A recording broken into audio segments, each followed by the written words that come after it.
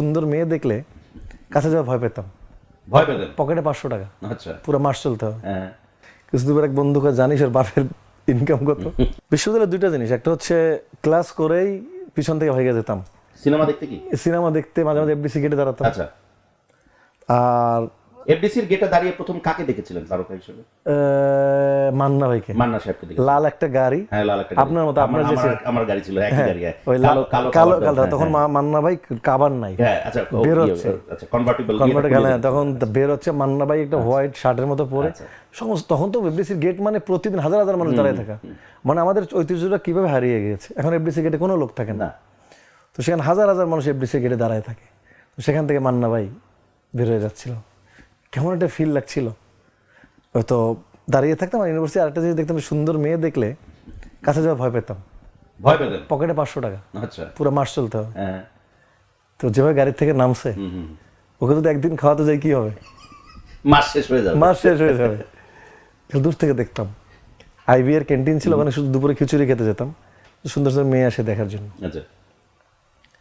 আমার এক বন্ধু ছিল সুজাত, ওই দোস্ত সুজাত আর আমি দুজনে ঘুরতাম ক্লাস শেষ করার পরে। তো একদিন একটা মেয়েকে দেখলাম, খুব পছন্দ হয়েছে, বাসে যে বাসে যায় সেই বাসে উঠলাম।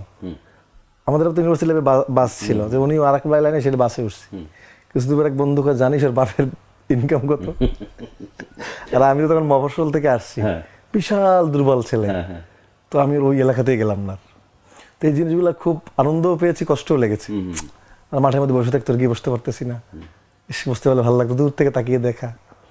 আর সিনেমার পোকা, সবাই বিসিএস এর ফর্ম কিনছে, আর আমি এফডিসির নতুন মুখের কাগজ কাটছি, ওই ফর্ম কিনছি। তারপর একটা বন্ধু ছিল জিয়া, ওকে নিয়ে নিয়ে বিভিন্ন জায়গায় প্ল্যাটফর্মে গিয়ে ছবি জমা দিতাম, এইখানে ওইখানে। তারপর হচ্ছে ওই যে এফডিসি গেটে গিয়ে দাঁড়ায় থাকা, দারোয়ান মোসাল আপনি নিশ্চয়ই পেয়েছেন। তো একদিন গরমের মধ্যে সবাই গাড়ির মধ্যে পড়তে গেছে, তা আমি বলছি ভাই আমি ঢুকবো, 100 টাকা লাগবে। আমি বলছি 20 টাকা। তো 100 টাকা দিব, তখন আমার কাছে বিশাল ব্যাপার। তো গণপিটানি শুরু করলো, ওর একটা বাড়ি এসে পায়ের উপরে পড়লো। আপনি বাড়িও খেয়েছেন? বাড়িও খেয়েছি। কি ব্যথা রে ভাই, বাসায় এসে ধাপ, ও তো বুঝে নাই, লেগে গেছে। আর লম্বা মানুষ, আমি দৌড় দিতে দেরি করছি, পায়ে লেগে গেছে। বাসায় যাওয়ার পরে ডলতেছি এরকম করে।